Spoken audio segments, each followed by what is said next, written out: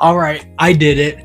I watched both of the Zack Snyder Rebel Moon movies from start to finish, back to back, for 6.5 hours straight. How did I feel about it overall?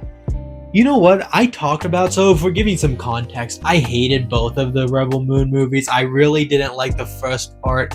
I really hated the second part. And so going in, I didn't have high hopes. But you know what?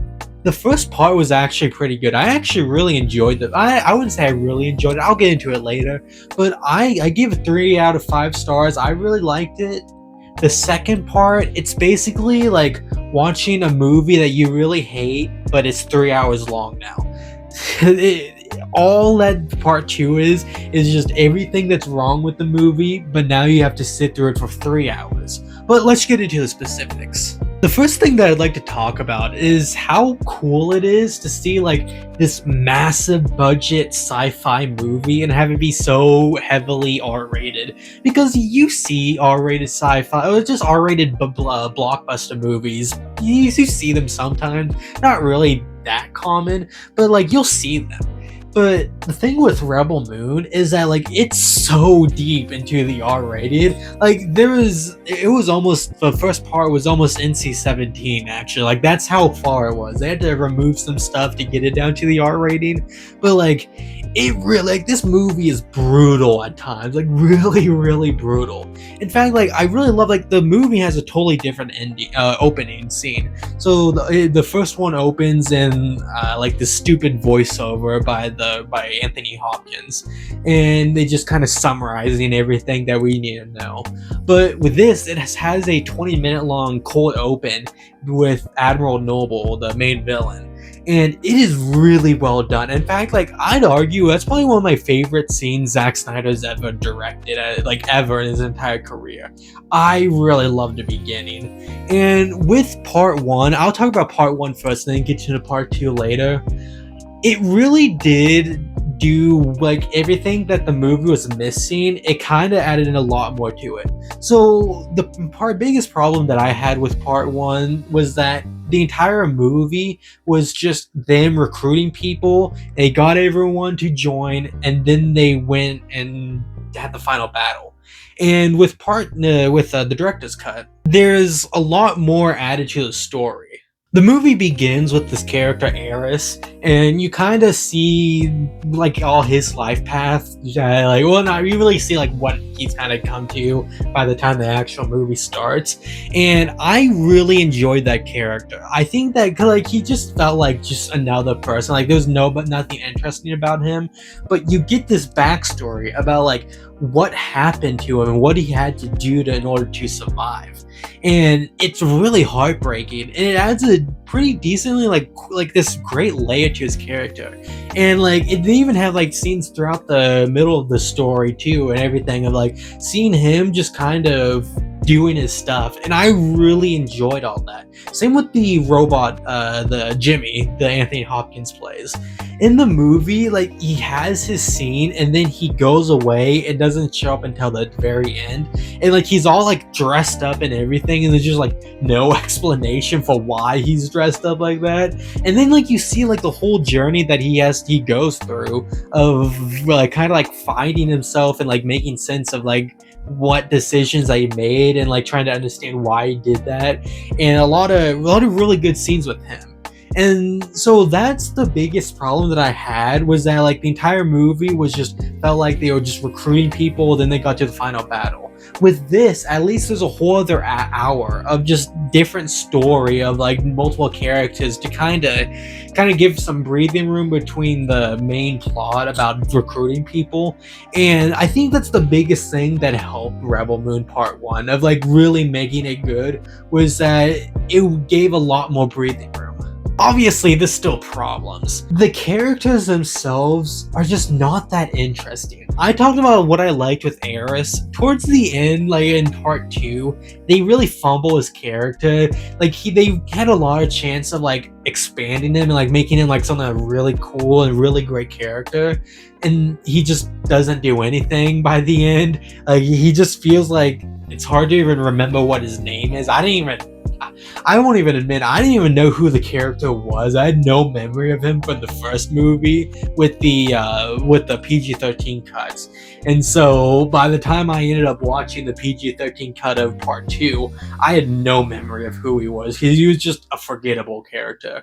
And at least he has some stuff to do in part 2, but like it doesn't really feel like they had a satisfying conclusion with his character. Granted, this movie isn't supposed to be standalone. It's supposed to be continuing with a trilogy of movies, each having a part 1 and part 2. And so I'm sure there was more that they were going to do with them, but like just based off the Rebel Moon movies themselves, he just felt empty. I'd also just like to say Admiral Noble, the main villain, he's not a good villain. He's really not. He's probably one of the weakest villains that Zack Snyder's ever created, and that's saying something. The thing with him is that he isn't as much of a character and more of an idea of like what this evil empire. I don't know what exactly they're called. I'll just say the Empire because this is Star Wars. They're the Galactic Empire. And he really represents more of an idea about like how evil they are rather than his own individual character. Because you see him do all this horrible stuff and everything, and he does it because he's evil. It's not an actual explanation or any like deeper layers behind the character. He just does stuff because it's evil and it's the bad thing to do, and there's no other motivation for any of his character. I mean, he does have some stuff with like wanting to like, I don't know, like make the Senate or whatever. He wanted to bring in Korra and do all the stuff. It's very weak. There's really no like legitimately good motivation that he has that really makes me like understand the character, because like there's always like the best villains are the characters where like you really understand where they're coming from and you don't agree with them at all, but like you understand why they're doing it. But like, I mean, you can do this villain of like representing an idea. Like you can do that. Like it's not like it's automatically just a bad idea. It's going to be a bad character. But at least when you want to do it, make him interesting. He does a lot of bad stuff in this movie, and it's just because he wants to. It's just because he's evil. There's nothing to his character at all that really like makes me scream that like he is a great antagonist that I want to see the villains defeat. He just feels like an obstacle and just nothing more. Now, talking for part 2 specifically, I kind of gave my thoughts about it earlier, but like I said, it is a terrible movie. Oh, so much of the movie, like, it is impressive. Even standing at 3 hours long, it didn't feel like there's any more story progression compared to the PG-13 cut. It felt like nothing new happened. Like, I didn't learn anything new with anything with the R-rated cut. It just seemed like it was so much more of just the farming and just okay action sequence at the very end, and it managed to like stretch it out for 3 hours. I have no idea where that extra hour went. It really felt like the same movie, but this time there's blood in it. There's nothing new that was added to this movie with any more substance. Like there's some more I do enjoy. I will say I really like that they have more background given for Korra, like what happened before, because at the beginning, the PG-13 cut, they just show to like her doing this thing, and like I'm not gonna spoil anything.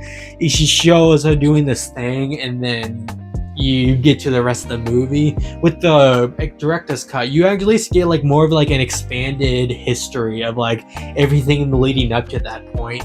I did enjoy that, and really that's the only thing that I like that was added with this. I mean, there's especially like really in like the middle of the movie where each character has like their own like it felt like a 5-minute long flashback of seeing like what they went through before with the Empire. Again, I don't know what it's called, but it's the Galactic Empire. And so that scene was truly horrible, because it just seems like you're taking a pause in the movie. Like, the story, I guess, is like running at least decently. Like, you're getting through like the story fairly fast, and then you have to pause the entire movie to get these flashbacks, and it doesn't work. At least if you wanted to do flashbacks, have these characters have their own individual moments. I didn't feel like any of these characters, even though like they're telling their story, nothing felt like their own moments to like shine as people. It just felt like Zack Snyder was looking at the camera and going, okay, it's time to give some explanation for these people. It didn't feel natural. It didn't feel well done at all. And it hurt watching it because it just dragged on for so long and I just wanted to get it done and over with. The ending, though, is better. I actually decently liked the ending with how they finished it off. They had some like this extra scene at the very end, and it kind of gave a little more satisfying ending. It kind of like it showed like what was going on with the villains while like reacting to all this. I'm not saying I'm looking forward to another Rebel Moon movie. Not that I highly doubt we're ever going to get a sequel to this, but I do think that it was overall a more satisfying conclusion to the movie. I'm not saying like I still like decently thought that the PG-13 cut had a pretty decent ending. Like I actually kind of enjoyed this ending, and I don't know if it was just that or because like I was finally happy the 3 hours of Farming Simulator was over or what it was. But I won't lie, I like the ending. But overall, I think that the director's cut to these movies helped it a lot. Part 2, not so much, but specifically looking at Part 1, I actually enjoyed the movie, which I was not thinking that I was going to be saying that by the time I was sitting down to watch the movie. I did not think I was going to enjoy Part 1. I actually very much liked it. Part 2 has so much inherent problems with it that a director's cut just couldn't fix. You'd have to completely reshoot the movie if you want to fix what happened in Part 2. These movies should have been rated R to begin with. There should have never been a PG-13 cut of these films. It just felt, especially Part 1, just felt so butchered. And it felt like it was completely void of any, like, substance between it all. And, like, I'm not saying that added a whole lot of substance by the director's cut, but it still added a lot more to the movie that actually, like, made it work a lot better than what the PG-13 cut did. And so, yeah, I enjoyed the first part. I really hated the second part, but they're fun movies to look at. They were very well shot. Zack Snyder knows how to direct a movie. I talked about it in another video before, talking about the problems with him, and that he knows how to direct a movie, but he doesn't know anything about writing a movie. He wrote one good movie, and that is it. I mean, what did you think of the director's cuts if you actually ended up watching them? I mean, do you agree with me, disagree with me? I mean, tell me everything that you thought. And I mean, if you enjoyed the review, like and subscribe, share the video if you want. It really helps me out a lot. And that's really all I have to say about the review, about the movies in general. It's still insane to think that I actually sat down for 6.5 hours and watched those two movies. Oh, that just feels like a fever dream by this point. But anyways, that's really all I have to say. So it's movie talk. See ya.